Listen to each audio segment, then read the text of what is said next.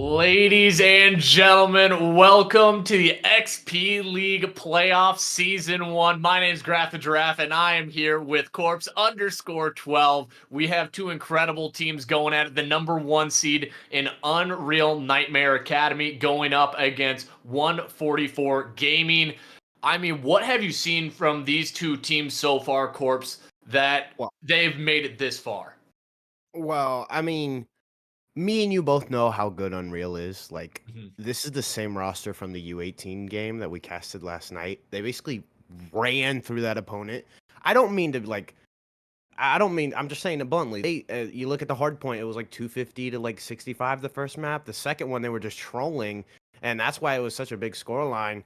S&D did get a little bit choppy for them. So if Mhm. you're 144, that's kind of like the steal or the go-to right there. But 144, I think they've just done a fantastic job just looking over their map records, their history in the playoffs. They've had some nice 3-0 wins against some solid teams, I believe. It was Noisy Boys in the first round. It was because that team has shaped up really well. I've done a couple of their Yep. matches. They faced Rapture. I think that was a forfeit, if I'm not mistaken. But then Bring Us Some More made a deep run in winners, and they brought them to an end with a 3-0. Honestly, this team is firing on all cylinders. And that's exactly what you want, right? Coming on into the winter semis. You're going up against the number one seed, right? It feels almost like a David and Goliath story where it's the number one seed versus the 21 seed. Granted, I think there was a total of 48 teams in the playoffs, which, by the way, that's insane. That's incredible that we have an online league that has a total of 88 teams in the opening season. It's boiled down to 48 for the playoffs, and then now you only have, I think, 8 teams that are in the winners semifinals. So this is incredible to see how, or excuse me, there's 4 teams left being boiled down here, and this is just what you want to see. Is the highest level of competition for a lot of these amateur players. Unreal Nightmare Academy. Again, these are players that are all under 18. They came out with the number one seed in this league with Oh, tons of veterans. I mean, that is incredible to say the least. yeah, you look at their record 7-0, basically perfect. Map Mhm. record as well was 21-1. And I asked, I think Pressure, which is his Discord name, don't really know what his team name is yet, but he's like, hey, the only reason we dropped the map was because our challengers team, we were just trolling and stuff like that. So it's just Yeah. again, these guys come out and when they know they have it in the book, they start to mess around a little bit. But honestly, perfection for them, I think, is just having a winning season or just winning the maps and, feeling like the maps are under their control and the gameplay that they're running is going in their favor. So I don't think they care really about enough about record and map record, but it's just like again, they're here to prove themselves. And honestly, I think 144 is as well. The 5-2, 16-6. But hey, ladies and gentlemen, Skyline Hardpoint Map 1, it's coming to you. I'm excited to see who the Slayer is for 144, though, because we all know Super on the side of Unreal. He is Yeah. one to not mess around with. He absolutely is it. And then just not to mention, I think the big thing for Unreal is what they could potentially slip up on is their overconfidence going into some of these matches. They might underestimate their opponent being so young, and you just can't really have that happen. And so they have to keep this momentum going in that map one, which we're going to be kicking it off on Vault Hardpoint. The last time we saw them, Oh, Corpse, I mean, they basically would have won this map 250 to 60. They trolled it, but now we're here. We're ready to go. yeah, and as already a couple kills go the way of 144. And I think Deadly, if I'm not mistaken, Deadly and Crim is the duo on the side of 144. Those two are really going to have to put in some work because, Crim is that mixy aggro player. Deadly comes in more into the S&D side of things, but he's a demon nonetheless. He's kind of like, again, I always love to mention Hydra, Envoy, hitting routes, causing a little bit of panic. And it's huge to see those players because it almost looks like they're at free reign. The team is like, hey, do your thing. We'll shape around you. So, again, I'm excited to see Deadly and Crim on the side of 144. I'm not going to take anything away from Superman himself. Already rotating this P2 hill as this is something, Unreal do so well. Early in the game, they rotate. But what's interestingly enough, Graph, they're going to have to find number 2 on the back right side of the map. Yeah, and that's going to be Arsenal. He's been playing in that deep pocket for the past 30 seconds, and nobody's been able to spot him out. And guess what? He does eventually go down, but it doesn't matter because he pushes in with his team, and now they are going to have control of this hill. That was a well-executed break, and not to mention now everybody's starting to swarm in, but they were a little bit too stacked up on the hill. Nobody tried to take any map position, and guess what? This is what happens. You flood on in to death, but I mean, they just backed up. They won some kills, unfortunately, right there. I think they kind of got caught not being able to push out the rest of the map, and so they just allowed Unreal to break right back on in through the front. Yeah, and again, this matchup is I'm excited for it, and it's anticipated. These teams are going to have to play perfect. Right now, I think that chow out right there from 144, we saw, I think it was Crim and Arsenal on the backside of P2. They were the last ones alive, and they kind of took some ego chows in a sense. I would have loved to see them at least play their life, maybe allow their teammates to re-chow those last 20-25 seconds of scrap time, and honestly, it would have made this map a little bit tighter. I am gonna be a nitpicker though, because again, with a match like this that can send you to winners finals and face the victor of Apollo Esports, and above all, you're gonna have to play damn near perfect. So that's why I'm getting already on the cases of both teams. All the little things are what is truly going to matter in the end when you are looking at the series score. But right now, I love the way that 144 is playing this hill. I mean, they had the back spawns for a little while, but they're really playing around the middle of the map. The players knew when they didn't have the advantage, they backed up and were kind of going in to the help of the ARs overwatching. But Super, again, this is what this young man does. He locks down the spawns, and he wins the big moment kills, right? Like, that's what you look for in superstars, is being able to win some critical gunfights, which could really change the outcome of this game.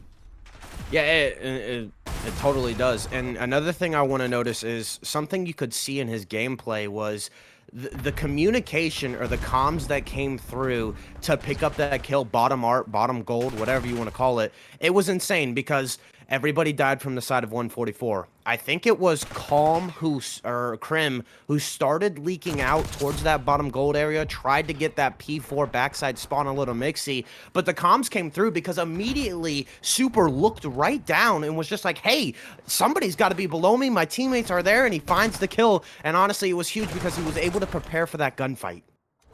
And right now, the one thing that 144 is doing is they're rotating well. It's just right now it feels like you're almost playing a 2v4 because you have Arsenal at a slow start, 4-11, 2-10 from Calm. So you're looking at those two players to turn it around here, but already Blur on the flank. Is he going to be ready for the next? He doesn't even have to. His teammates are watching over the middle of the map, and this is what makes the team deadly. They push the pace consistently. They are always up close and personal. They are throwing shots right down the gullet, and Blur is sitting at currently 11-9, 4 in a row. Poison 11-9 at 5. Unfortunately, the little caster curse coming on in as Arsenal maybe starting to get his footwork a tad bit quicker. Is now 144 after that first set. They sit down by roughly 80, but they have a little bit of that P1 control. Yeah, and I want to touch on Calm and Arsenal, you know, lacking in the slaying department, at least maybe throwing their lives a little bit too much. I know Calm is more or less the anchor side of things. He's the one that's going to be sitting in the back of the map, you know, holding spawns, rotating when it's needed. So it's always common to see at least that main AR role, especially the one that rotates and sits. A little bit less in the kill feed. It's just you don't want to see him going double negative, almost sometimes triple negative. That's really when it can hurt your team in a sense, as now he's gonna have to try and find something on the front side. Unfortunately, only gets one, and you pointed it out. Poison and Blur are the one that was kind of leading their team, and it wasn't even their two superstars. I think Wevy and Super, the slayers on that Unreal roster, they are the ones where it really can get things going. But it's been the consistency of Blur and Poison that have been putting it into effect against 144. You look at their stat line across the board, everybody's putting in work. I mean, they're all within 2 kills of each other, so that just shows they are currently flowing when it comes to that communication. And the communication leader, that IGL, it was Webby. You and I happened to interview him not, 2 days ago, and he sounds so mature. He knew exactly what his job was and what his role for the team was. He's like, you know what? I give the comms out. I know where everybody's spawning, and I'm going to let Blur and Super Season be those slayers that they can and not have to worry about it. And so a lot of times he kind of takes that back seat when it comes to the kills, but he has that potential like he is doing right now to pop off and just make these incredible moments as he's been finding some critical doubles and triples. But Krim, once again, you love this route out of him as he's going to be right back into top art, and everybody from the side of Unreal knows he's here and they're trying to hunt him down. Yeah, and that's the sad thing because 144, again, you get Krim into this position, they finally get a break, but it was a bit choppy for them to, kind of break that hill. Krim finding positioning in top art could have tried to make it a little bit more smoother, but again, they just kept spawning out, and somehow I think it was 7 Blur spawned back P4, which is gonna put that pinch on Krim. He does stay alive, so again, this is a third hill where they held it decently the first time. It just gets a little bit more messy than you kind of want it to see, and I think that's where Unreal lives. They pry on the mistakes. They just live and breathe on it, and that's where the pressure amounts, because when you're not living up to your expectation, or when you're not kind of hill that you did successfully the first time, it's going to start to wear on you, and Unreal just creeping in like Freddy Krueger, just slowly looks at you in the night, waits for you to make the mistake. And that's the one thing that I think Unreal has not been punished for, has been their mistakes, right? Like, we don't see them losing too many respawns. We've seen a search and destroy here and there, but the one thing that really hasn't mattered is they get bailed out by their own gun skill. They're able to come away with these doubles, just like Super did. Yeah. And now Arsenal, he's going to be the last player. And just moments like Arsenal has got to be so upset. And then it allows the teammates to come back through, but finally Calm, he's sitting at 13 and 21. Arsenal back to 10 and 22. So that was just a well-needed break for the side of 144, because if Unreal was able to hold that for a full 60, they would be looking down to roughly a 200 to 100. On a map like Vault, it's going to be difficult to come back from those types of numbers. Yeah, and again, when the motivation isn't going your way, it seems like the rotations aren't. Unreal just here first on this P1 hill where, again, it's a mixy one where the subs can go in. That's a nice 3 dead. I think that's the first time we've seen a clean dead from the side of Unreal. My bad, 144. It may have happened early on, but that's really where you can kind of breathe. You're like, all right, let's reset. But look at this, Super already back into the action, in your face, responded with 3 of Unreal's, make it 4. They're now going to flood through and try and flip for this P2 spawns, Graph.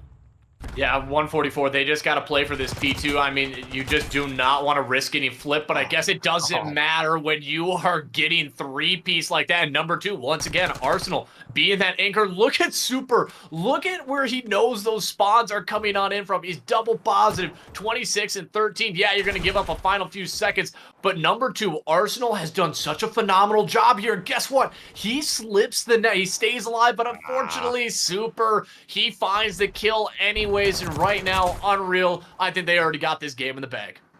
Yeah, and I think so too, but this is where a last-second break may come in handy. Blur just locking things down on the backside of P2, and we talked about the mistakes from the side of Unreal. You mentioned how their gunny is so good. Teamwork plays into a factor as well, because they're spawning out all the way by P4. The ARs kind of get into position, and big plays out of Blur, big boy Blur, making things a little bit hazy on the backside of this for the side of 144. They're not able to get a break. They're not winning their gunfights. Nothing is happening. Every lane is getting shut down, and again, trade system just comes through. Unreal living up to the expectations of what their gunnies, I guess, say.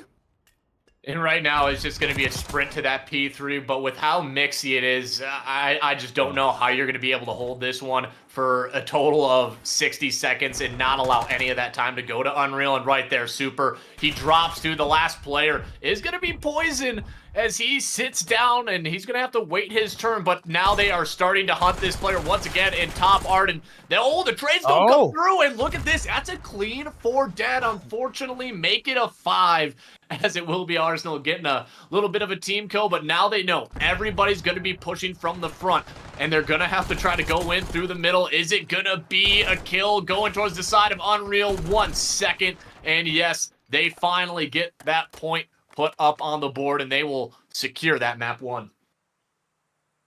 And another thing about this is like I think I want to say I saw how like chaotic 144 was there at the end, because if we look at that P4, they get that 4 dead.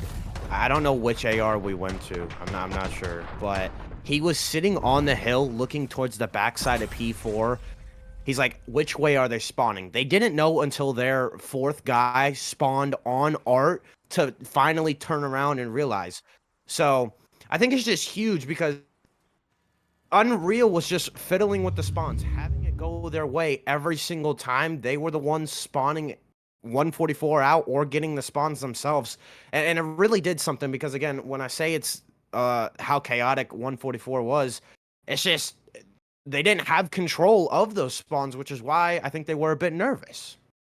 And yeah, it's just one of those things where you kind of got to wash away your sins, got to wash away those mistakes from the map 1. You got to come in fresh into the search and destroy. And I think this is where 144, for them to win this series, right, it's got to be the 2-3-5. I don't Yeah. think you really are going to be able to go toe to toe with these younger players when it comes to the respawn protocol. That is one that harps on the rotations, and it really harps on map control, being able to watch over. But right now, you are looking at 144 to be able to take this search.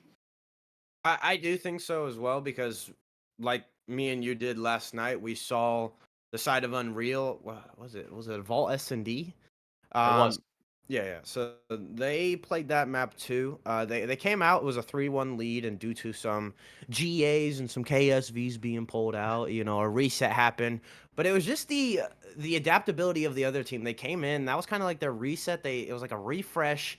And I think Unreal wasn't expecting it because that who was it? Empriel? They just came out as a whole new team. Mm, And I think again, it took Unreal off by surprise. So what you're gonna have to do if you're 144 is not have the same, don't consistently do the same thing, or maybe the first 2 rounds show yeah. something like a bluff card. It's just you're gonna have to keep the nightmares on their toes if you're gonna expect to take a Skyline S&D, which, by the way, it's a heavy bang bang map. It is. And that's where it's going to be the difficult part, right? Like, there's not really many avenues where you can pull a ton of flanks. You might be able to get through the middle, but with how aggressive the side of Unreal is, it's the map control is going to be the biggest difference maker between these two teams. You cannot let them just sneak through. So you have to be covering all your lanes, and you just simply have to win a lot of your 1v1s. I think that's what it's going to come down to. The island players are going to have to be the playmakers for either of these teams. And we've kind of seen it time and time again, but I think is kind of Blur has always been that guy who kind of sits out on the side, maybe Poison every now and then. But personally haven't seen 144 in their search game, but like you said, it's just about being able to change up those strats. You cannot do the same thing multiple times because they will eventually learn it. And interestingly enough, I know we're talking about this. It's kind of hard to do that on Skyline. I mean, Right? Yeah. it's like after the 3rd round, you've shown all your types of routes, and it's just like, all right, it's a guessing game at this point. You're like, let's see if they go A, let's see if they go B. But this is along going along with like winning your ones and isolation players. It's how well you can utilize off of that position or that player. So, for instance, if they only send one guy to B, it's a 4-man hit through top catwalk. You either got to trade out perfectly or get that kill, get the bomb down right away, and then pick a corner. So it's just going from there. Going from the first blood is also another step in S&D on a fast-paced map. Be decisive in your play calls. Don't Mhm. hesitate. Hesitation, in my eyes and search, always means death, and it always leads to a round loss at least 90% of the time. So when you take control of that bomb site, get the bomb down. Yeah, Yeah, yeah. maybe hold it for a few seconds just to make sure that it's clear and you got everybody into the proper position. But I hate it when people are waiting 30, 45 seconds to get the bomb down because then you put yourself in that time constraint that makes it difficult. And the other team knows, okay, hey, well, they're not at this site. They clearly are going to be at this one, and we might be able to get the bomb planner. And that's another thing with Unreal. I think they just fly from bomb site to bomb site. They do exactly what you said. They are just quick witted. They just like we're gonna hit this and we're gonna hit it now. And if we don't see anybody, we're gonna keep on running.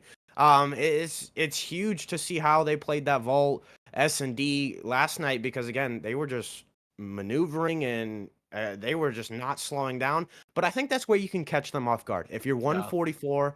maybe have an AR playing back grass. Set the trap, Yeah. allow that sub to come through, and just like a lion in the Sahara Desert, whatever it is, you just lie and wait.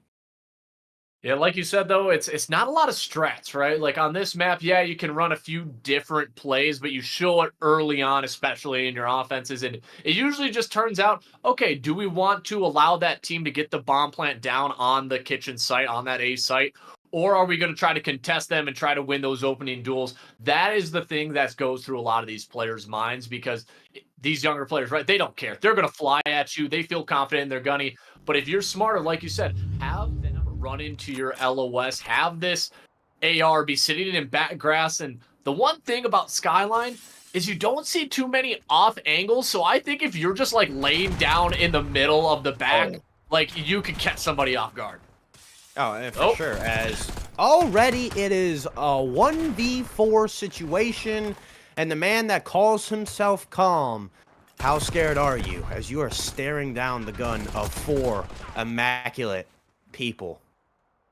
the calm and the And chaos right there. unfortunately, The yeah. calm and the chaos, unfortunately, yeah, it's just a difficult run. 3 players go down immediately, and then everybody just decides to swarm. They play trades. They knew exactly how they want to do it. Calm almost, I think, might have been able to snap on a Blur, but he had Super Season running right up the staircase behind him. Again, those opening duels, that's going to be the biggest difference maker here for these two teams. For sure. And another thing, again, because of how the nature of this map works, it feeds right into Unreal's playstyle. It's just fast, in your face.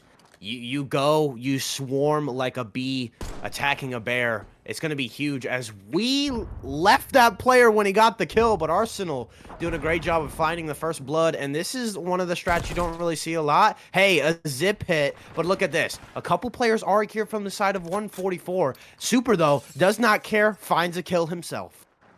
Yeah, this is where you have to stick together. You cannot be going into these 1v1s, and guess what? Oh. They're baiting and switching so well! No! They're not gonna fall apart like this, and they did! Again, this is what these players can do on the map. In Super Season, he gets 3 out of nowhere, and then Poison cleans up the final one. Oh, and that's just one of those rounds you just look back and be like, guys, what are we doing? Absolutely, it is because I think you have Super at half health from half health from his first gunfight. So it's just like he's weak. Maybe they're just trying to chow him to get him done and over with. But the man that has an impeccable gunny, again, you got to be a little bit more careful when you're throwing your lives. Play the buddy system, my friends. Do something here and there. As now they are down early 2-0. Krim though able to find the first blood. The A-bomb site does be looking like it's free for the taking right now.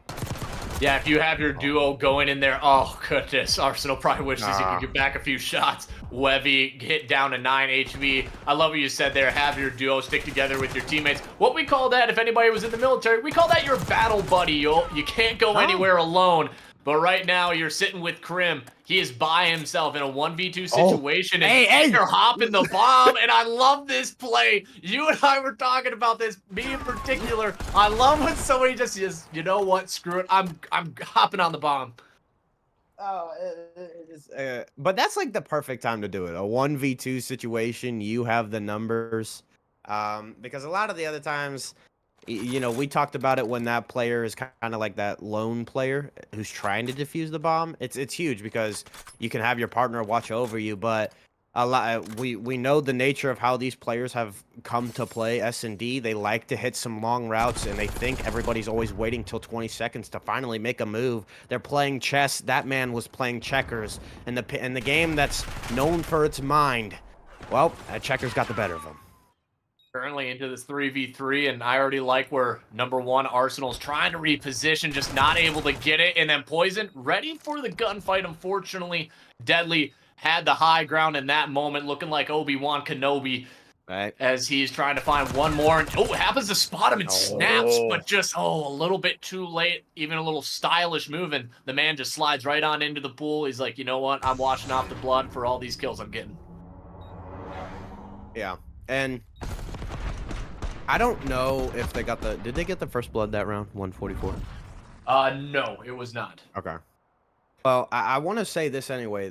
The 2 rounds that they've had the first bloods, they haven't been able to capitalize off of it. It's just been super kill, finding another one, and then trades come through. It's huge because I'm probably not paying attention enough, but these arrows, whether it's solo challenge, they're just not looking at different angles or covering each other's backs. Again, first bloods are everything in S&D, and when you're not capitalizing them, when you're not winning in the numbers game, motivation is not Oh there, gosh. mindset is not there. As right now, B bomb site is free for the taking, but look at this. This is a 3-man hit from under vents. They are flooding this, and they are about to re-wrap them. Yeah, and I like that they're finally getting the bomb down, and Krim takes down Blur, so that's a massive kill, and they immediately knew once they saw all those nades start to fly in, a few bullets were being tossed across, that player got out, but Arsenal finds the second. Now Super, what does he do? And I like this play call. They are just leaving it open, and they're going to allow them to go into this firing box. Is right now they play the trades, they all converge, and finally the side of 144, they get the first round. Well, I mean, you said it yourself. They left the doors open, something they didn't do last time, especially in that 3v2 situation. I think it was the second round.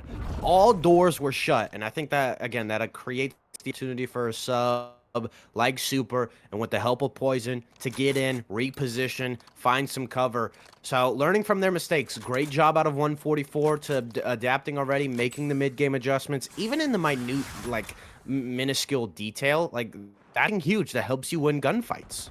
When was the last time you saw 4 players hit down low too? Like you just don't Never, see that. And never. and there's a reason why, right? Unreal didn't get the round, and they already get blooded once again. So their players have been trying to get aggressive. Blur just keeps running this. At least one player has been going down. And, oh, they almost line up for him, but unfortunately not going their way. Now Poison Super left in a 1v3. Oh, Super. Oh, he might have just loaded on in. Maybe having a little bit of issues here, and oh, he maybe just playing with his settings in a 1v4, but this might be even a little bit too super for Super. Yeah, and I like how 144 is playing this. Look at that. They got 3 players towards top piano B bomb site. Huge. I know, like, time was ticking, and obviously Super was the last one alive. But you can see how carefully they're playing it. They don't want to let anything go for granted. I think that's something they kind of realized in those first 4 rounds. They were like, hey, we might be solo challenging a little bit too much. Our timings aren't as close as we thought they would be. So, you know what you can do? Squeeze the rope a little bit tighter. Make that knot a little bit stronger. The one thing I've been liking that the side of the ARs on 44 is Calm and Arsenal. They're throwing these great shoulder checks, and it makes you feel impalpable. Like nothing can touch you if you are doing them properly. And currently, it's Webby who's trying to find those shots, and that's exactly what happens. And it was Arsenal once again, but look at how fast Blur was trying to go. Arsenal reads it. Once again, Arsenal has been on fire so far. He sits at 4 in a row, and you have a few players on streaks, and now you're maybe trying to push it a little bit more, but look at this 144. They played it patient. They knew how aggressive these players were getting, and now they are starting to understand how Unreal is playing this search. Oh, yeah, for sure. Mid-game adjustments are a huge thing. Again, adaptability is something we saw from the side of Empriel and U18, what you can do. And I called it in the pregame, man. With how fast Unreal plays, set the trap. You know, like, I know sometimes it's hard to, like, read the routes, as Poison almost put off a 1v2. But, like, it's more or less like a game of chance. You know, we're going to guess here. Hopefully a guy runs that. But it's just huge because when you play slow, they're going to run into the gunny. They're going to be making the mistakes. All you have to do is sit back, grab an iced tea, watch the beach, the ocean waves. You know, it's just like going to Serenity yoga class. Hey, oh man, yoga class on the beach. Honestly, that sounds really nice. I've heard people do the yoga with the goats. Personally, I don't want one pooping on me. I don't like that risk. Even though they're cute, But anyways, I don't want that happening to me. Either way, the side of Unreal, they go right on into that A bomb site. They just push through. Super seasoned, being the tip of the spear, and guess what? They say we're gonna stick forward together, and we know we got a better gunny than you. And well, a little unfortunate team nade, but a clutchable spot for Arsenal. Yeah, this is huge. If you can find this pick here, unfortunately wasted too much time because that player on back grass decided to, you know, chow out. He knew where Arsenal was. But that's the thing when it comes down to crunch time. I think Unreal they just know that they're playing a little bit more loosey goosey. They realize that they're sending one or two guys on solo routes, and we saw it right there. That was I think a 3-4 man hit on A. They just win their gunfights, get the bomb, and they play the kitchen area. They don't overextend. So when it matters most, Freddy Krueger knows how to use his brain. Knows how to use the brain, but you know, he might be teaming up with Michael Myers and Jason, and I don't know who's another famous slasher, but either way, Yeah. Arsenal goes in and he will get the first blood, but trades are immediate, and Super is hopped into the water, and now he's going to find himself in a very weird spot because he's going to have to try to escape, but the trade is being played beautifully. Webby not able to win it, and these are the gunfights you need to steal these maps. Yeah, honestly, I didn't think he was going to reach out. I thought he was going to try and run around, buy some time. But hey, look at Krim living up to that red emblem. Obviously, I know he's a little bit better than, Krim in ranked play. But, yeah, hey, he's trying to spill some blood out there, man. And Krim has been that shining light, right? Even in the respawns, he played really great in that vault. He was finding a lot of those kills. He was getting the rotational battles. So this is what he's been trying to do. Just continue that here in the search. And honestly, again, speaking to Arsenal, he said he's the aggro player. Honestly, right there, the aggression was in his gunfight. First blood technically goes to the way of 144 due to some mistakes. Don't know how that happened, but hey, Krim, the man we talked about, utilizing it, now makes it a 4v. Oh no, here we go, Corpse. We're going into the round 11, and I loved what Krim did as well. He swapped over to an AR. This is what I was talking about, right? They said, hey, we can't win these gunfights up close. We're going to let them take control of that bomb site, and guess what? They tried to push out. They went right into the sight of 2 or 3 ARs looking down, and that's exactly what happens. And I mean, I wish we could get a little kill cam from what happened to Webby potentially falling off the map or, team nading himself, whatever the case is. But now you go into a round 11, and we have seen this in back-to-back nights from the side of Unreal Nightmare, just not able to close out some of these searches as cleanly as they should. Yeah, and it's huge because, relying on respawn is I don't want to say it's a good thing, but, you look at the respawn maps. It's a 135. Oh my You can get it done.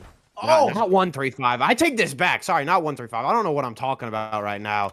As 144 come out slaying, find the first 3 in the feed, and it's all up to the Wevy Weavster. What can he do? I mean, this would be for a 1v4 in round 11. Wevy, the IGL, the player that keeps everybody else calm. He is the enabler of the squad, and now this is maybe his moment to shine.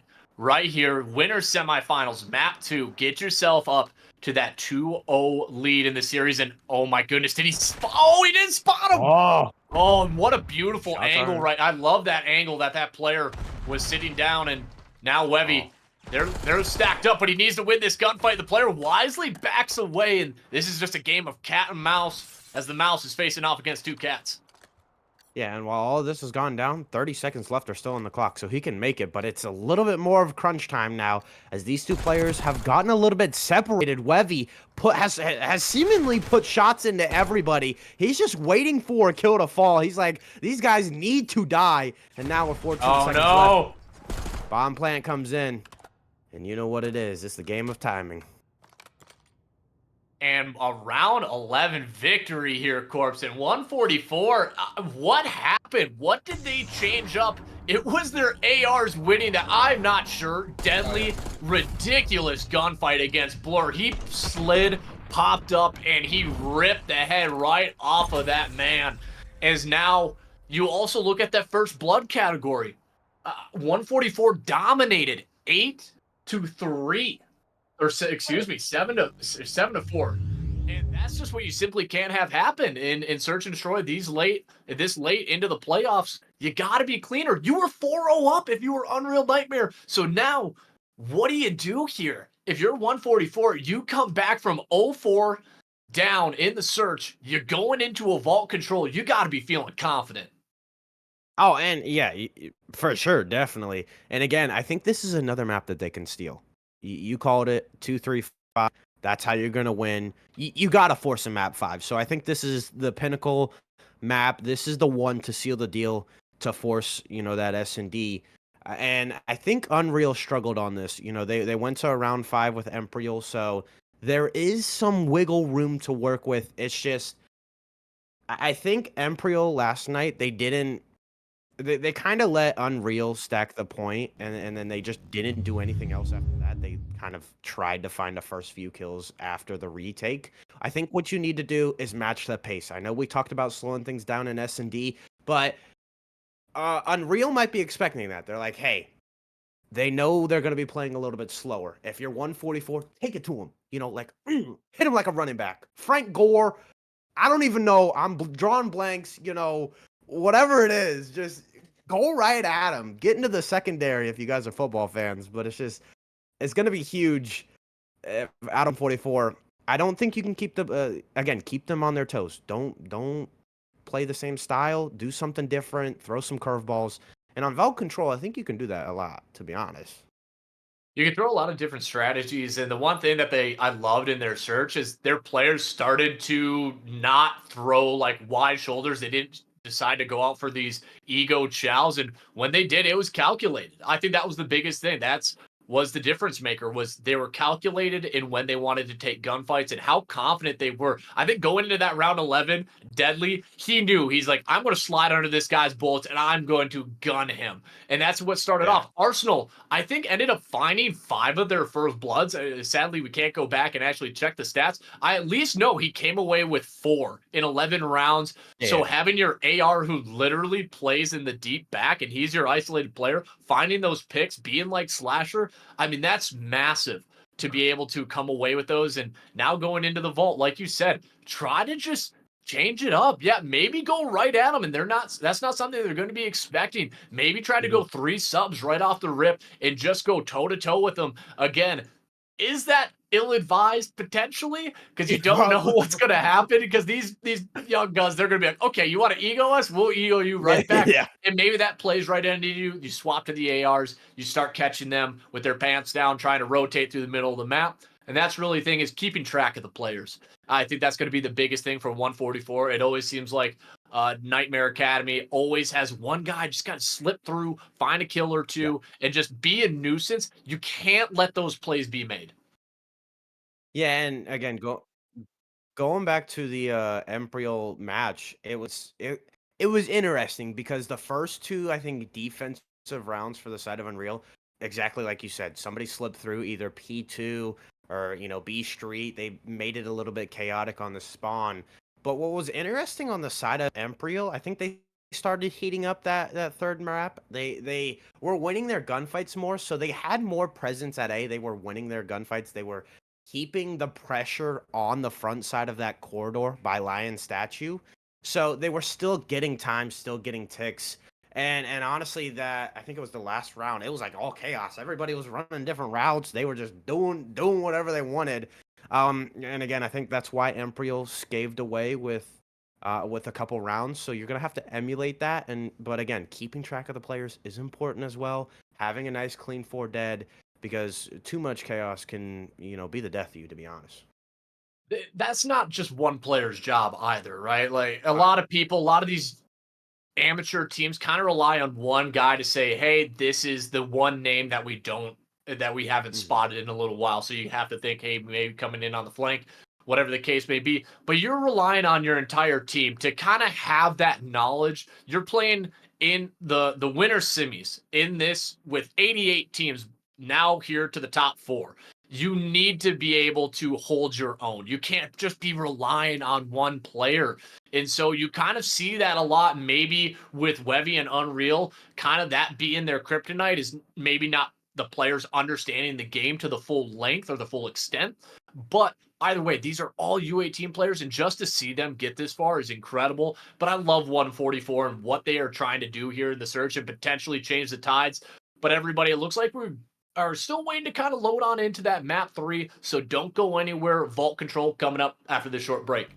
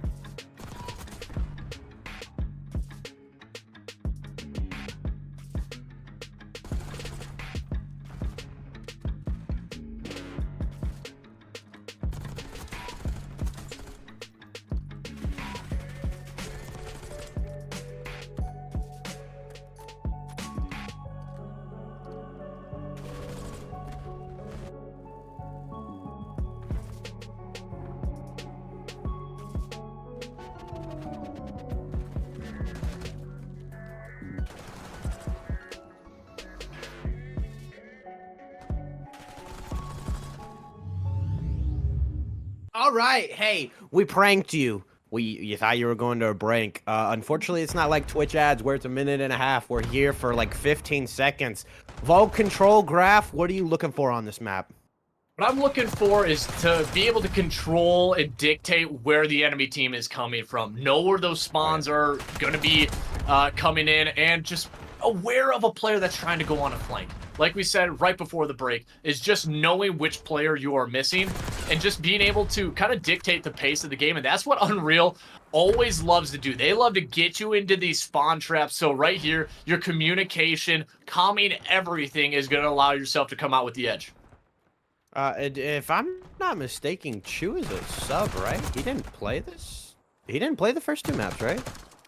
No, yeah, he must have came on in for Blur, so maybe Blur had some personal things he had to go and take care of. But Chewy, he had himself an incredible map one when we saw him filling on in. So he is absolutely a serviceable sub, and I know for a fact he would be on any starting roster for the U18. I think right now it's just a matter of being able to dictate his timing and availability for some of these matches. But right now, I mean, you're at 25 seconds left in Unreal. They are just dominating Super Season. You cannot just say this man's name enough. Honestly, you can't. And again, this is something Unreal does so well. Look, they already have two in the spawn. 144 trying to like kind of neglect them. They're going to try and carve out some map presence and worry about them later. Column does well by getting one, and as well as Arsenal, but they just haven't found Jack Squad in this round. They've got a tick and a half on A, but hey, you got Poison now here finding kills. Look at big boy Chewy living up to his brown fur like the partner of Han Solo. He's on force to be reckoned with. Force to be reckoned with, filling on in exceptionally well, and that's already going to be the first round, and you just can't help but see how dominant that was. Nobody was able to really touch that B site, and by the time you did, you were already down to 8 lives. So even if you ended up capping, you were down 8 to 16. Your odds of getting onto that B site with almost, every player going down from the side of Unreal was potentially unrealistic, no pun intended, but right now, I like what the side of Nightmare did. They just controlled that map in Super Season. Guess what? He was being that nuisance player. Uh-huh. And like you said, we will not stop saying that man's name, along with the help of Wevy. I know Wevy went off early on that round. He found a nice 3 streak. But again, if you're the side of 144, you called it, controlling the map, controlling the pace, dictating where the spawns are coming from. This is how you do it. Look at number 1. He's already in P2. A nice 4 dead. Arsenal's going to have to go huge, but hey, Wevy sniffs him out immediately. That man has the intellectual brain of Megamind himself.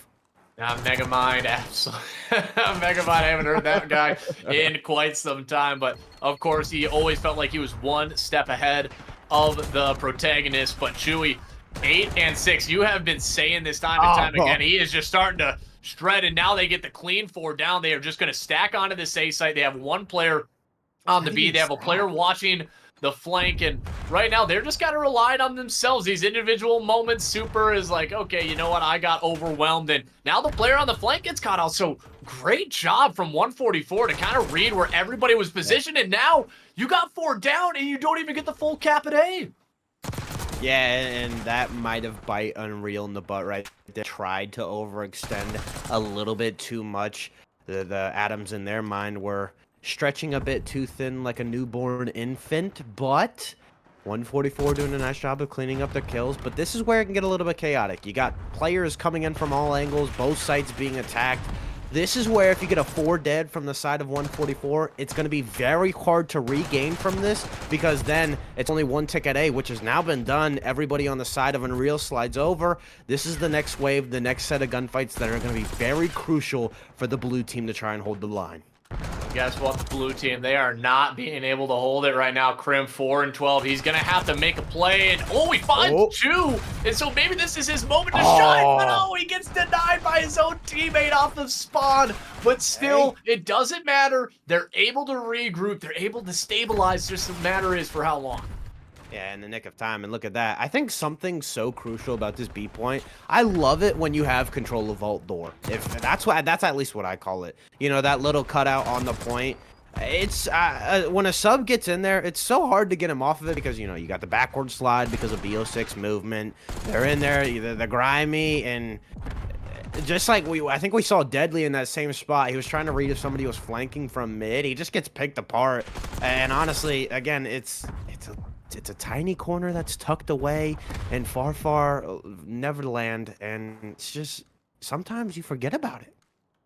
Right now, this is a close map. Yeah. 144 have fought back. I mean, they were down 7 to 14 or 15, so they have got it back to potentially manageable. And Arsenal coming in on this flank, and I love it. I love it. Is he going to be able to get another? No, he isn't. But now it's up to Arsenal just to stay alive and his teammates to find a few more of these kills. And guess what? That's what happened. It's a 3v5, still doable for the side of 144. And now they get it down. There's only a few seconds, and Arsenal's going huge. Arsenal, is he able to find a few more kills? It's up to Chewy.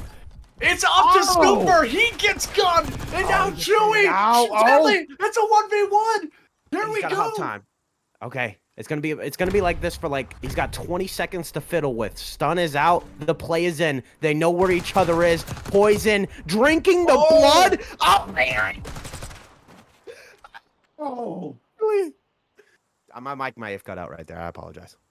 Oh my goodness. What a play. Deadly just 1v3s. And I mean, might be the best play, but I wish we could go back as Deadly, living up to his namesake, is starting to drop bodies. Did you see that man move? As he was just sliding from behind the van, behind the flower pots, behind the tree, behind every single thing that he could use to his advantage. He used the stuns. He realized what he had in his tactical belt. And plays like that is where your team is fired up. And this is where 144, they have to take an offense. Then again, you gotta steamroll it. You gotta, peg the 2 rounds together, chain it, do whatever you want. Guess who? Crim already into the mix, firing away. They are on and off to the races at B. This is gonna be huge if they can find one. Unfortunately, they drop. But hey, look, Arsenal in the feed. He's killing his own teammates. He doesn't give a damn. Doesn't give a damn, but calm. He has to, because now he has to win this gunfight against Webby, trying to go in with the pre-fire, but caught between the palms, and he's trying to potentially find it still as they are just tagging each other up. Webby with a good little slide. That's 2 players. And now you have most of the map under control. Chewy taking away 1 over towards that A site, but immediately Deadly taking the space right back. And again, he's not going out trying to find another kill. He's allowing Calm to take down Webby. And again, they are not letting these players slip through. That has been the difference for 144. They are starting to realize how the side of Unreal is trying to play. Yeah, look at this. Arsenal Deadly in the feed again. Big thing that you just noted, they sniff out that number 8 on that B street. It was huge. What you got to deal about, though, is the man that weaves his hair like dreadlocks, and they are hitting them in the face right now. 3 in the feed snatches all of that progress away, and this is what we know Unreal for. But, I mean, they're still finding their kills in the spawn, though, so good job out of 144, I guess, keeping it a little clean. If you can dodge a wrench, you can dodge a ball, but you can't dodge Webby as he ends up getting 4, make it 5. And that is massive. Oh, he almost gets another. I mean, he helped out. I mean, he maybe gave him a bullet or 2, but this is scary for the side of 144. They looked so good when they got that 3-player down, and now they are having to flood through top balcony, and everybody from the side of Unreal, they are swarming. They are putting them into the nightmare trap, and this is exactly what Unreal needed to do to bounce back. Yeah, but this is going to be a big round. Crim trying to stay alive as long as possible. Unfortunately, gets only 1, and I don't know what happened. Maybe they got a little bit too overconfident. Maybe they were a little bit too eager to get into that round. Slow your roll, because again, if you try and match Unreal's pace, you will get caught up in it. You can't get caught up in the pace. You can't get caught up in your own head. As Webby dropping down from the top ropes, looking like stone cold Steve Austin coming on in. But this is exactly what you needed. Once again, you bounce back after a little bit of a blunder. I was a blunder, I think, on that defensive stand. So, or on that offensive attack, you had the lives, you just weren't able to get it done. You put yourself in that 2-1. Now back to the attack. And I like what they're doing here. They're kind of slowing it down and maybe allowing 144 to get up close and personal. Yeah, but it doesn't matter. Arsenal has just continued his reign of team. He does get brought down by Chewy himself. I do gotta say, no Triple H in that action. Just Stone Cold Steve Austin. Hey, I mean, he's only one man. Triple H, I'm sure, was there. Maybe one of the other players can show us what they got in the ring. But so far, it's super season, and this is what he does. He just goes out, takes gunfights, and he wins them effectively and efficiently. And now he just slides out. Oh, God, they give me headaches watching these guys just completely maneuver so effortlessly. But they are looking left, they're looking right, they're looking up, they're looking down. And this is where he's able to do. Then he slows, then he dies. But either way, these players, they are just flying at each other. Yeah, good 3 dead from the side of 144. This is going to be huge. They need to find Wevy. But again, the man, he's just in and out. He's like a fairy in the battlefield, whiffing some dust in their faces. You can't see me. I'm the gingerbread man, I guess. To what I said didn't correlate, but it doesn't matter. As now, vault control, this is the chaos that I talked about. You have players on all sides of the maps. Look at number 6, hitting a deep flank on the left side, as now this is going to become, you know, there's going to be more structure here. He's going to make himself known. Poison finds 1. Everybody on the side of Unreal trying to cap A. They're now trying to overextend like they did that first time. Is it going to be too much? No. They get that extra minute. A is done and dusted. Now on to B.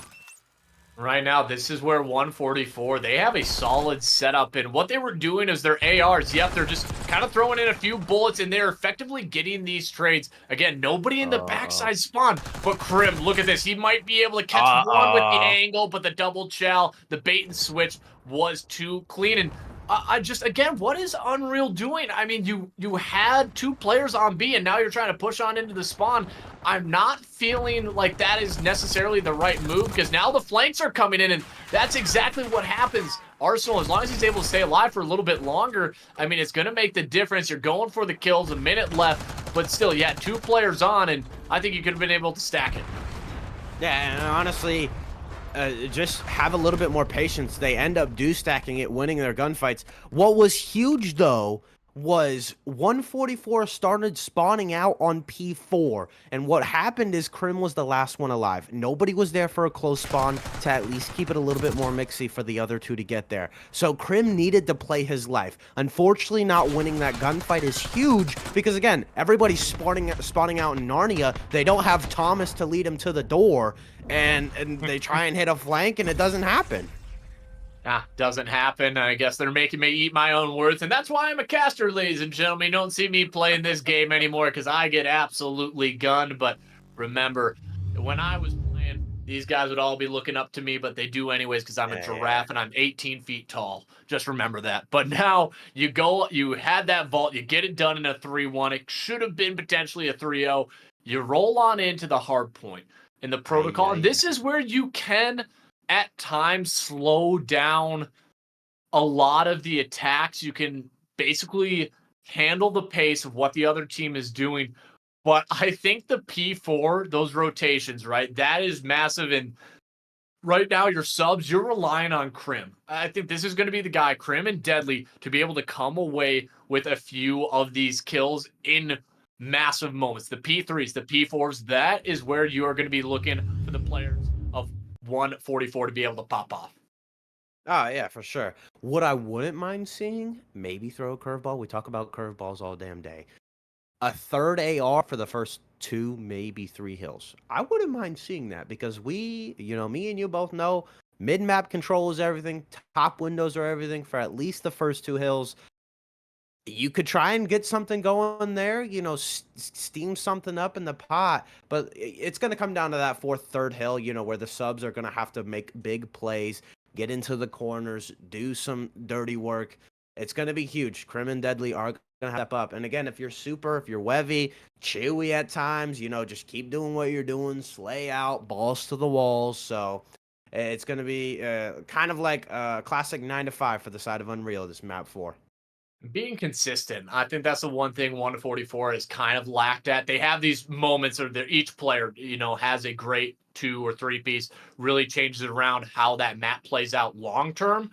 But unfortunately, it's just not enough to really get them maybe a map win, especially in the respawns. And again, we Yeah. know how solid Unreal is when it comes to these hard points, especially Protocol. And this is, I think, one of their favorite maps that they enjoy playing. I would have to imagine this is their map pick. So they have been practicing this one and they feel comfortable on it as well. So I like how you said that. Maybe pull out a third AR here early, maybe all 4 ARs, and just kind of allow your tacticals to do the rest of the work. We haven't really mentioned that yet, but realizing what you have at your disposal, being able to throw that nade, being able to throw that tactical, and making sure you get it into your advantage, or at least somewhat manageable where you can have a 40-60 gunfight instead of a 20-80. No, for sure. And honestly, again, it's gonna have to be used the first two hills. I think if you use it right there, you get a nice clean 4 dead, an opening where you can trade, something like that. But it's hard because you mentioned consistency.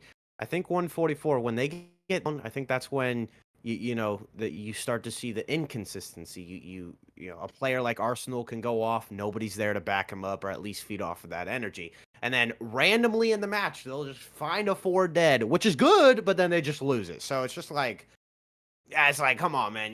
We gotta find something, keep the spirits up. And I know it's hard again when you're getting slayed out, but protocol hardpoint is map 4. Do or die from the side of 144.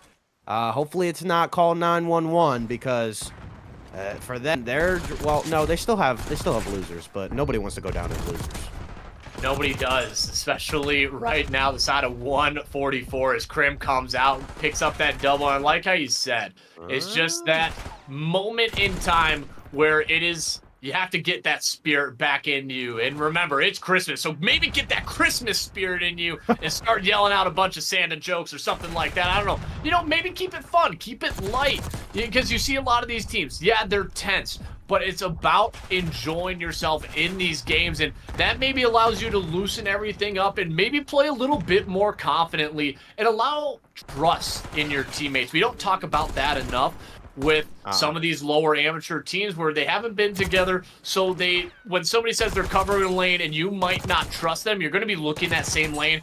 But look at Poison with the multi. The man is absolutely toxic on this map, and nobody is able to be the vat of acid to shut him down. Finally, it is Krim, but I mean, the damage has already been done, Corpse.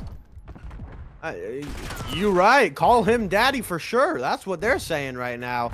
As I mean, all that 4 kill, it's a big moment out of Unreal, but 144 has just accrued time. You look at the flip side, they're, I think, doing something better than their first map. I think the Vault Hardpoint, they started out a bit slow, and I think they wanted to play for the hill control. This time, they're challenging the hill a little bit more. They're keeping it mixy and keeping the time in their favor, and I think that's huge because, again, going back to map 1, they wanted to find a nice 4 dead before they hopped onto it. This time, hop onto it, let Unreal come to you. Let them take it to you. And honestly, right now, the ARs are covering good for the side of Krim and Deadly, the 2 subs for the side of 144. Yeah, Deadly and Krim, but currently it's Calm and Arsenal who are trying to find those kills. Oh, Krim, he unfortunately goes right up the zip line, and he gets batted down like a bat in the night, but it is Deadly once again, sliding on through, pulls out the air, tries to find one more, and now Super Season, this is where he decides to shine. Maybe a few missed bullets, but doesn't matter. His teammates are there to find the kills, and oh my goodness, Arsenal sliding down the metal staircase. I mean, that man's knees have got to be hurt and poisoned. Oh, don't give him another multi. And he's probably calling out for it too. And this man is starting to turn it up. And he has been a player we really haven't mentioned much this whole series. We're talking about how Webby and Poison are the players that kind of take the back seat. But again, they always have that pop-off potential, and we were talking about it here. The P4, the difference makers are going to be the submachine gun, so you're relying on Krim. You're relying on Deadly to have these rotations and win the opening gunfights. Yeah, it's going to be huge as now there was a lead change for a second. 144 now takes it because they are here first. But look at this. 3 in the feed. Make it 4 the side of Super. And hey, you know, he's starting to feed off of Poison a bit. You know, stroking the ego of like, no, I want to be the hero, man. I'm not going to let Joker take all the fun. Take out all the fun because everybody's laughing as that was an easiest break that you were going to get if you were the side of Unreal. I mean, Arsenal trying to go in with an AR, and that's just not what you want to have happen. But Deadly trying to find maybe a few kills, and he should be able to get the trade as Calm isn't able to find anybody in that moment. And again, those are the things, the minuscule plays. And maybe the timing's a tad bit off. Look at the way that 144 is positioned. They are going in solo. I think somebody needs to say, hey, let's calm it down. We're going to get a new P1. Let's make sure we're covering each other's angles and just not going out for these solo chows, because right now, when it happens, they are not winning the gunfights. No, they aren't. And a big thing that about this P1, we're seeing it for the second time now. I think it was number 5 was on top armor. This building that the blue arrows are now spawning behind. What was huge is he was up there and he found a kill. Everybody turned his way, and then all the red arrows decided to make their move. They found free kills through the middle of the map. That's a clean break already, or retake, whatever you want to call it. They get P1 under their control. And look at this. They are so aggressive. They want to flip. They finally get that. And they haven't even, 144 haven't even touched time until now. Yeah, they haven't, and I mean, this is what we were talking about. You were talking about getting into the spirit of just winning this and having that confidence, but right now, what is your motivation? You have at least $2,000 on the line, the prize pool. This is like, you're playing for cash, you're playing for that extra money in your pocket. So if you're not doing it for your teammate, do it for the cash. I mean, that sounds selfish, but sometimes maybe that's all you need in this moment. Is like, I do not want to lose this. I need this money, and I need it now. This ain't JP Morgan, but it is Poison coming in, finding another kill along with Wevy. And so far, I mean, with how much they're getting outslayed, 144, they have kept this game respectable. Yeah, and I think it's... I think they're keeping the hills a little bit choppier. Obviously, the hills are slowly not going in their favor. But when it's white time, they're not letting Unreal hop on it. Not letting them have a good control, and I think that's due to Deadly. He's 19 and 14 right now. Man's on a 4 streak. AR in his pocket. What can you do? Just sit on this box and go work. Go to work is the big thing for the rest of the team right now. Krim 9 and 19, and then unfortunately he kind of just jumps out to his death. That's all 4 players down. I mean, you're down by roughly 30 points, and you're getting outslayed by 20 kills. That's a job well done in my eyes, so it shows that their kills are impactful, right? When they are finding them, they are getting that time security. This is kind of what Unreal has lacked at times. They will find a 2, 3 dead and not hop on the time and kind of play for a little bit more map positioning, but they are still coming away with these wins. I think if you have a team that's really good at respawns who are just like them, they are going to punish you a tad bit more for not taking that time when you get it. Yeah, but I think, yeah, and I wholeheartedly agree with what you say. And this is where Unreal... maybe it's due to the types of hill. You know, hills, you look at P1 and P2, they're very open. You look at P3, P4, it's more or less like a box. You know, you gotta sit in it to get time, and there's only a few angles that you can watch that make it really easy to have it in your control. So, due to the types of hill, I think that's why they, you know, start to get a little bit aggressive in the slaying category, and they get a little bit overzealous. But P3, P4 has been theirs the past 2 times around. As they're looking to get this, they do this best. Super, hopping down, Poison, hopping down, finding a corner, getting timing. And again, this is where you need to do a 4-man retake from the side of 144. You talked about it the first time. It started to get a little bit too solo challenging. You need to stick together. Arsenal not waiting in time, but Krim only able to find one in the feed. Deadly lasts alive, unfortunately falls. And again, it's just Unreal. They just win their gunfights. It takes 2 men to bring one down. And honestly, when you are having those stats all game, obviously we all know 2 to 1. Come on, the team that has 2 is gonna win it. and it's just been difficult. Ooh, I love the dolphin dive. I love how the Omni movement brings that back. It just looks so smooth, and honestly, it looks kind of hilarious when somebody just dives across your screen. You're like, where did this man just go? And right now, 144, they're kind of looking at themselves like, we need to get some time here. Again, we've talked about it, right? It feels like we're beating a dead horse. Is you need to stick together as a team, and right now it just feels a little bit too chaotic. Their timing's a tad bit off, and maybe that's just because they don't feel confident in some of those gunfights, and somebody feels like they have to make a play. But again, the small things, we talked about it in map 1. That is what gets everything in the right mindset. And look at this coverage. I liked what I was seeing right there, and now they're going to maybe deny a little bit of time here from the side of Unreal, but again, you were sitting down by 100. I just do not see this comeback coming in. No, and I know you said you like the coverage. I don't like that play out of 144. It was the number 4 arrow himself, a calm. They were getting aggressive. They wanted to get those kills out of the backside of the spawn, but he pushed up too much that caused a flip. And then again, it's just 144. I don't know if they were expecting it, maybe thinking that Unreal was still spawning on backside P3. But it's just a tiny thing to where you're like, all right, we're flipping out again? What? And now you just lost control of P1. You could have had 20, 25 seconds go in your favor. They do recover, though, so this is a good job out of them to find their kills. And I think P2 has been their friend. This is the third time we're seeing this now where they are here first. They are winning the gunfights, and solid time is going in their favor. You're going to have to use this hill as a backbone. But as soon as I say that, 3 dead from the side of Unreal. They get a spawn out. Krim, though, trying to make something happen. Trying to make something happen, but it's just a tad bit too late. You would have to play literally the most perfect Call of Duty you have played in your entire life. And the one thing Unreal is that they haven't done necessarily too well is win a lot of the rotations, but they have done it on the P3, and they have won it every single time. I don't think 144 has gotten more than 10 seconds off of 2 P3s, and guess what? They finally win the rotation, and now they have a solid setup. And where do these players decide to break on in from? Calm, is he able to win that gunfight? Doesn't matter. Arsenal is there for the trade, so maybe you were extending your lifeline just one kill at a time. Deadly has to realize that he's not able to win it. Is anybody going to be able to slide on in? Won't matter. The reinforcements aren't there. Series done, dusted. Unreal Nightmare Academy advancing to the winners finals.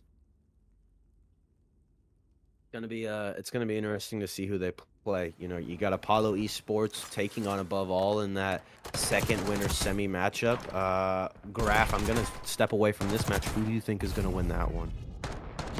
I mean, just the way that Apollo has been playing, I mean, it's been 3-0s across the board. I just don't see the side of Above All. I don't really like to take what the ranking was into consideration a lot of the time, because sometimes some divisions are just stacked, and you know you have to play some of the top teams in your division.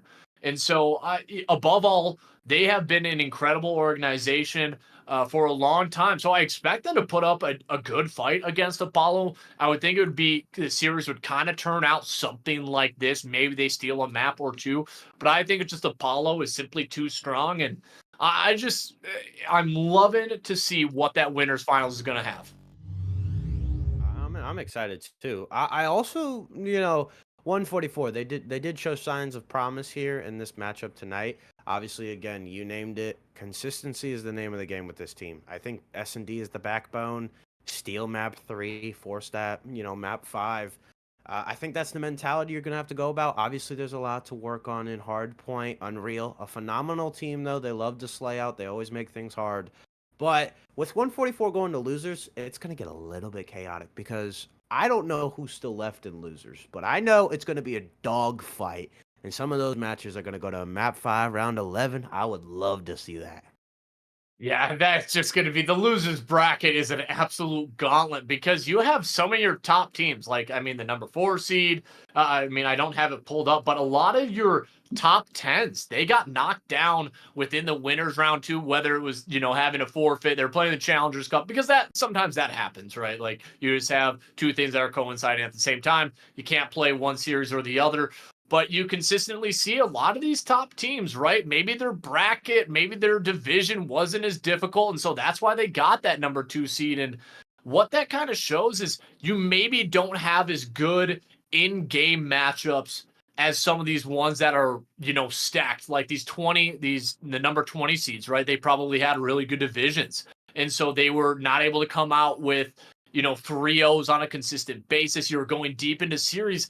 And I think that builds a lot of confidence, though. Just knowing that you can get it to those map fives and it just having that 50-50 opportunity makes so much of a difference. And that's what I love about the XP League. 88 teams. You're giving so many of these young players and veterans the opportunity to play at almost a higher echelon when it comes to these brackets because it truly is going to be the best of the best. 88? 88 teams? Yeah. Damn. Do you want to try and get an interview again? Well, if somebody's available, we'll try to bring them on in. I think this would be a Uh, great time to maybe get Chewy. I would love to see oh, Chewy you kind of want come on in Chewy? here.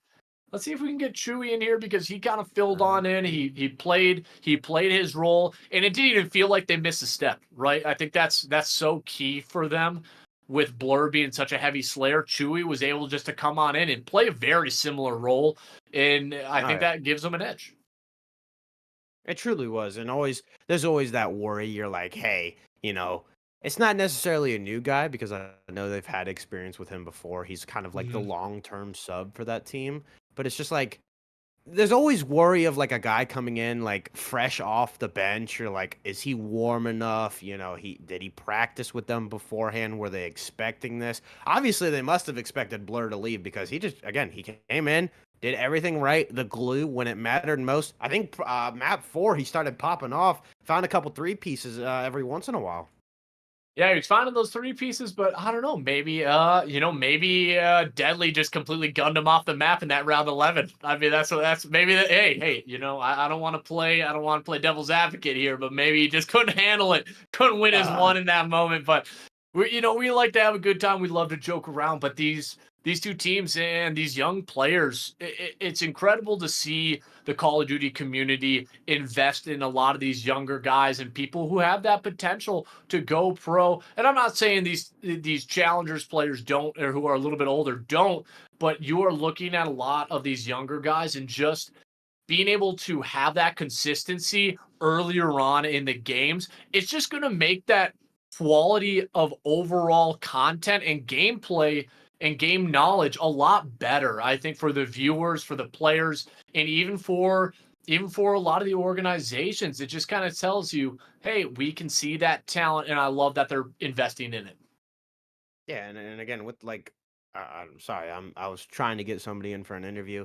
I kind of missed what you said, but like, due to the nature of how younger, I like, not taking anything away from the old guns, but like younger people always seem to have a faster mentality, and it's just like when you start younger and younger, you're gonna pick up the game quicker and quicker. You're gonna pull out a few more strats that are gonna be a little bit unexpected. You're gonna be showing some more signs of promise. So again, it's gonna be interesting to see how these young guns develop. I know some of them may be 15, which is a shocker of myself, but but it's gonna be huge. As oh, I did. Hold on, I might have somebody. So they're asking Chewy if he's available for the interview. Well, it kind of gives us a little bit of time to go over through a recap of what happened. We could throw up the maps once again and kind of just dissect what essentially happened overall in this series. We started off on that map one. It was the Vault Hardpoint. Again, Yeah. it kind of felt like it was still a one-sided affair. The side of Unreal Nightmare, they took care of business almost like they do in every single Hardpoint. They got it done 250 to 147. And this is where things got interesting, was in that map too. You didn't have the ability to close out that map. You were up 4-0 in the skyline, and then you fall apart and you lose it in a round 11. So right now, Unreal Nightmare, their under 18 team has lost 2 round 11s in Search and Destroy. So maybe they're starting to lose a little bit of confidence in themselves. Maybe they're starting to get in their own heads.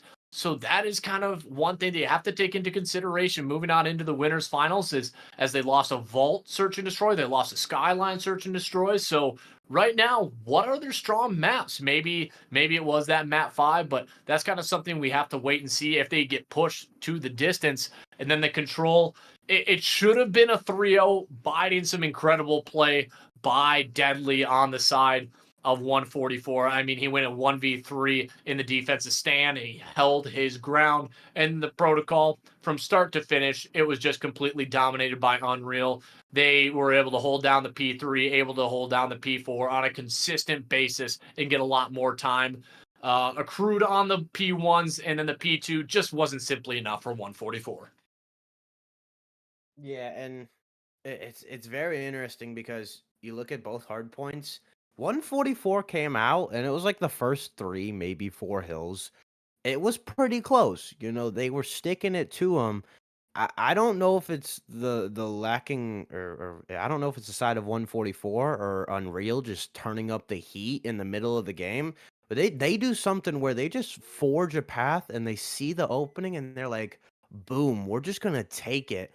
Now, again, going to their S&D, we do know this is a team that likes to troll a lot. We saw it in their Yeah. Imperial match when they all around. So when they're up 4-0, they're gonna be like, nonchalant. He's over there, he's over here.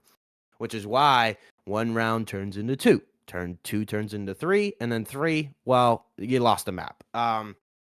It, it's interesting because Unreal can turn things up so instantly, and then in the S&D, it's almost like they have trouble like locking in at times. Mhm.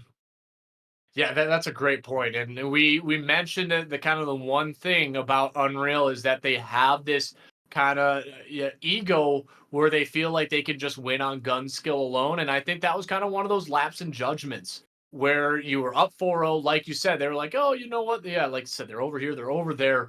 But it ended up falling apart. And by the time they were trying to adjust themselves, it was already too late. The momentum had shifted.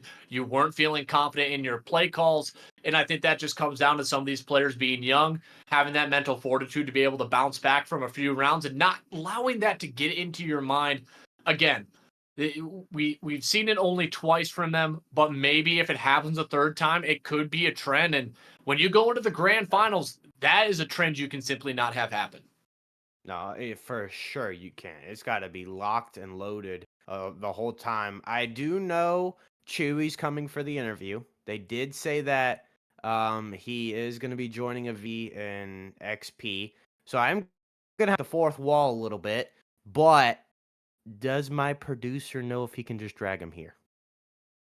I believe he does. I believe he should be able Okay. to. I mean, we should we got to give a lot of credit to Trig in the background and the production of the XP League in general. Again, running this many teams, it's no easy feat. I will always give props to anybody running a league because it's a lot of time, it's a lot of effort. You have to deal with a lot of crap, right? Like there is just simply things where you're like, why am I having to deal with this? Because somebody's making a problem of it and being able to handle it swiftly and effectively. And so far, the XP League, being able to commentate it for the past 4 years, it's been incredible. They do a phenomenal job, and just slowly seeing that footing being earned more and more and solidifying itself as a top amateur league. Like, it truly is. Again, you don't see anything besides maybe Challengers Cups with this many teams, and it's awesome to see what they have done here, and then just keep it consistent all the way throughout. So just want to give big W to production in chat. But Corpse, yeah, I'm excited for Chewy. I'm excited to see what he has to say about this team and just kind of talk about the roles that he's going to play. Yeah. As I do know, he is about to join us. There he is. There's the man of the evening, Big Chewy. How's the brown fur treating you? And I think he's just needing to get a little bit of permissions here to be able to speak. So he can hear us, but we can't hear him yet. And maybe we just can't understand his dialect, just like in Star I Wars. know, right? Hold on, Maybe a few. Chewy. Either way, That it's been a that was fun very series poor. so far, and I'm excited to see what these players can do. Again, we kind of talked about Wevy and Poison. I mean, Yep. Poison is just a player that we haven't really mentioned a whole lot. Yeah. We didn't mention his name throughout the series. He's just a guy who puts his head down, he grinds, he does what needs to be done, and sometimes that isn't showcased in the overall stats. But Poison, popping a four-piece, popping a triple in the same game, Oh, in literally the same spot too, which you don't see very often. yeah. It was incredible, and he was absolutely laying down the law. It's huge, and um, I kind of want to say it's like Hawkeye on the Avengers. You know, he does a lot of work, and he's just like barely talked about. Like the guy is just a human. Don't get me wrong. He's like Legolas if you guys are Lord of the Rings fans, but you know, compared to Captain America, the Hulk, he's just like a pleb. And I'm not saying Poison is a pleb. I'm saying that's how I think a lot of people treat him. And again, Map 4, he shows out, and I think it's just the nature of how Unreal describe him. They said he's the composure guy, especially in S&D. He's the backbone. It's funny. It's not funny, but again, it's really nice to see a guy that is known to be calm, cool, and collective just go off at times.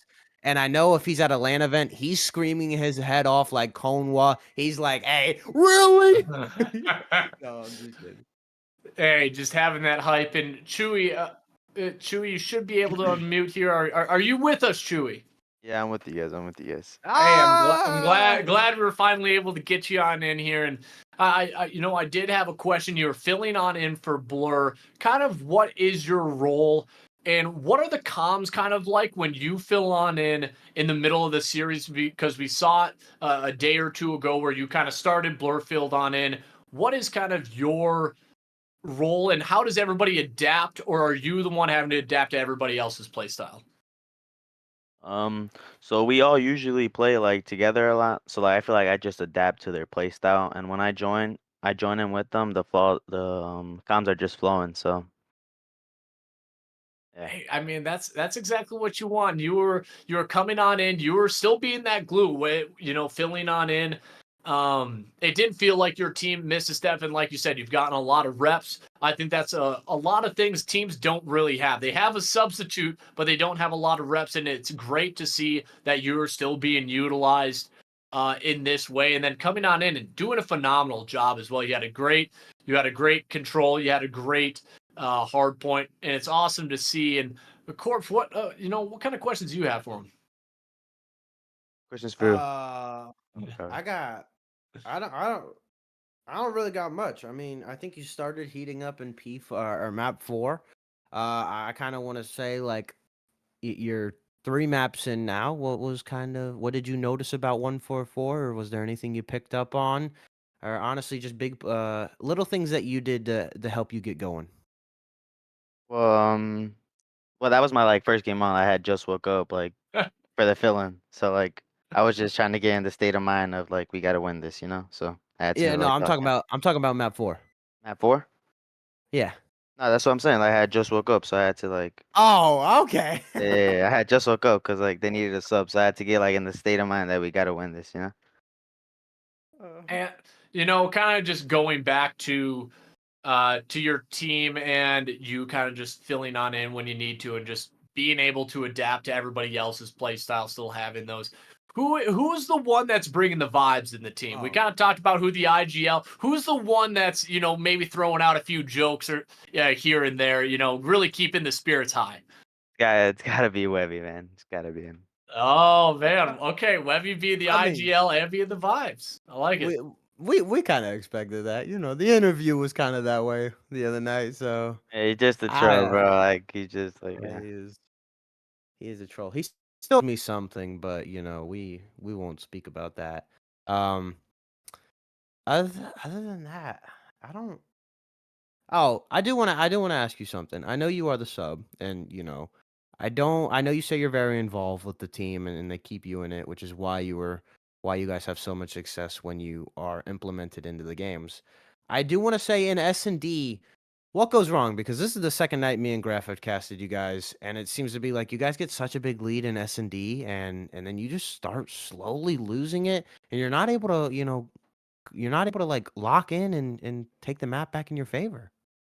Um, it's I, probably I would say maybe like because we don't have that many reps together in S&D. I don't know how it is for them.